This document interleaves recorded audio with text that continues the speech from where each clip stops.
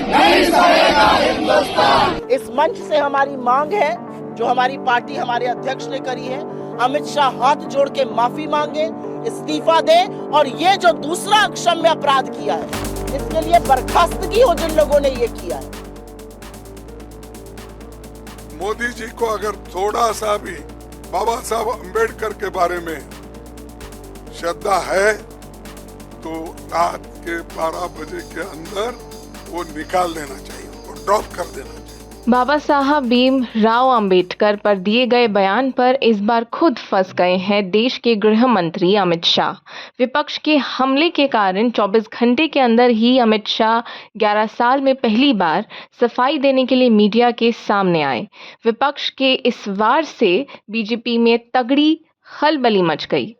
इस बार तो गजब हो गया कि देश में 11 साल बाद जब से एनडीए की सरकार आई है तब से लेकर आज तक लगभग 11 साल बाद ऐसा शायद पहली बार हुआ है जब विपक्ष एक साथ लामबंद होकर मोर्चा खोल दिया और तय कर लिया कि इस बार माफी मांगनी पड़ेगी, और हुआ भी वही। 11 साल में पहली बार हुआ है कि जब बीजेपी पर विपक्ष ने एक साथ मिलकर हमला बोला तो तुरंत प्रधानमंत्री नरेंद्र मोदी ने सोशल मीडिया पर मामले में सफाई दी, और उसकी कुछ ही देर बाद देश के गृह मंत्री और बीजेपी के कहे जाने वाले चाणक्य को भी इस बार झुकना पड़ा और सफाई देने के लिए मीडिया के सामने आना पड़ा, और वहां भी आकर मीडिया से ही अपील करना पड़ा कि आप लोग ही हमारी बात को जनता तक पहुंचाएं। बाबा साहेब भीमराव अंबेडकर को लेकर जो बयान अमित शाह ने दिया, उसको लेकर अब अमित शाह कह रहे हैं कि मेरे बयान को काट छाट कर दिखाया जा रहा है।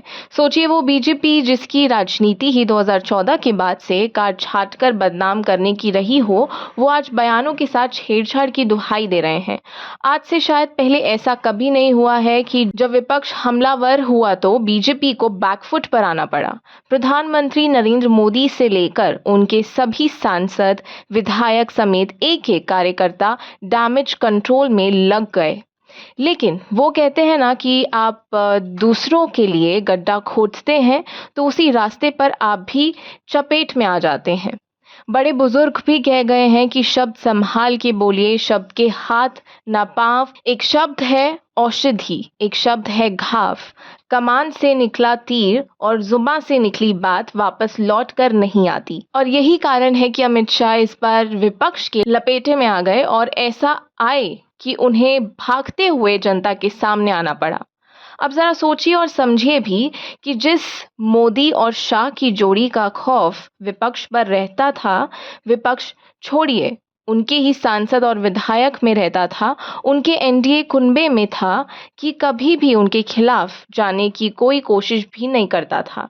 2019 के बाद तो इस जोड़ी ने जो चाहा वो करके भी दिखाया। इस जोड़ी का खौफ इतना था कि नेताओं का साफ कहना था कि इस जोड़ी पर नियंत्रण नहीं पाया जा सकता, ये काबू से बाहर की चीज है।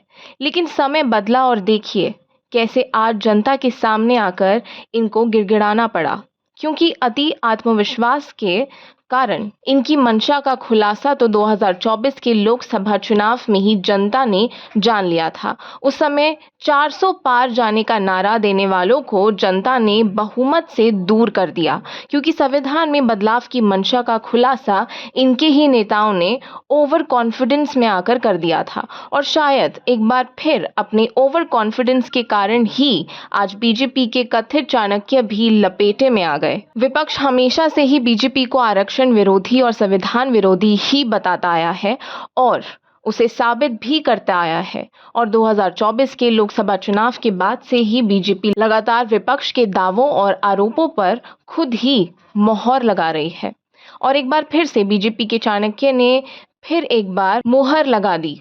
हालांकि वो इस पर सफाई दे रहे हैं, लेकिन जो बात एक बार जनता के दिल में बैठ गई हो, वो अब हमेशा के लिए मिसाल बन जाती है।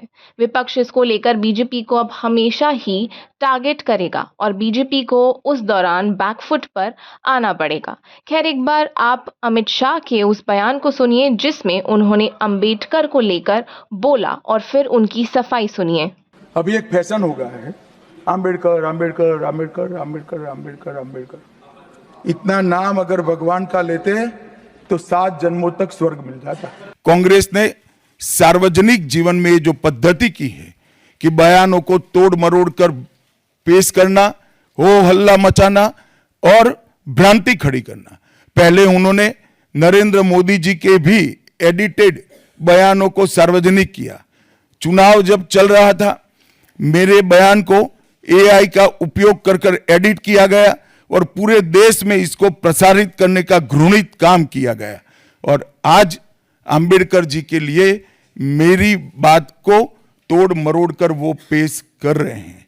मैं स्पष्टता के साथ कहना चाहता हूं, मीडिया को विनती भी करना चाहता हूं कि मेरा पूरा बयान जनता के सामने रखिए।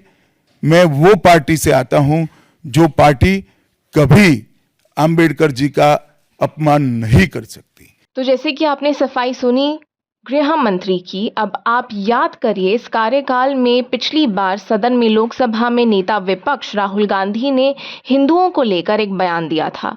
राहुल गांधी ने कहा था कि ये जो खुद हिंदू बताते हैं अपने आप को, वो 24 घंटा हिंसा नफरत करते हैं। राहुल गांधी के इस 10 सेकंड के बयान को बीजेपी ले उड़ी थी। राहुल गांधी ने अमेरिका में आरक्षण को लेकर एक बयान दिया, उसको लेकर बीजेपी ने खूब बवाल काटा और उनको बदनाम करने की कोशिश की। इसी तरह सपा अध्यक्ष अखिलेश यादव और स्वर्गीय मुलायम सिंह यादव के एक बयान को लेकर बीजेपी ने हमेशा टारगेट किया।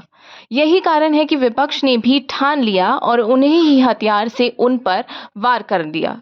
और ऐसा पहली बार हुआ कि इस वार का जवाब बीजेपी के पास नहीं था और इसलिए अमित शाह को ही मीडिया के सामने आना पड़ा, क्योंकि इस बार मामला लगभग 20 करोड़ वोटर्स का था। एक राहुल गांधी का वो बयान सुनिए जिसको लेकर खुद प्रधानमंत्री नरेंद्र मोदी संसद में खड़े होकर राहुल गांधी पर गंभीर आरोप लगाए थे और राहुल गांधी ने उस पर तुरंत सफाई भी दी थी। लेकिन बीजेपी तो इसमें माहिर है, वो कैसे अपने सांसदों को एक्टिव रखती है राहुल गांधी पर वार करने के लिए। देखिए और समझिए। शिव जी कहते हैं डरो मत, डराओ मत, अभय मुद्रा दिखाते हैं, अहिंसा की बात करते हैं, त्रिशूल को जमीन में गाड़ देते हैं, और जो लोग अपने आप को हिंदू कहते हैं वो 24 घंटा हिंसा हिंसा हिंसा, नफरत नफरत नफरत, असत्य सत्य असत्य।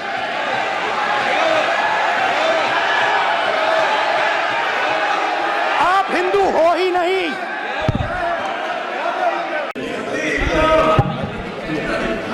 ये विषय बहुत गंभीर है। पूरे हिंदू समाज को हिंसक कहना ये गंभीर विषय है। पूरे हिंदू समाज को हिंसक कहना ये गंभीर विषय है। बीजेपी को, आपको नहीं नहीं नहीं नहीं नहीं नहीं, नरेंद्र मोदी जी पूरा हिंदू समाज नहीं है, बीजेपी पूरा हिंदू समाज नहीं है, आरएसएस पूरा हिंदू समाज नहीं है।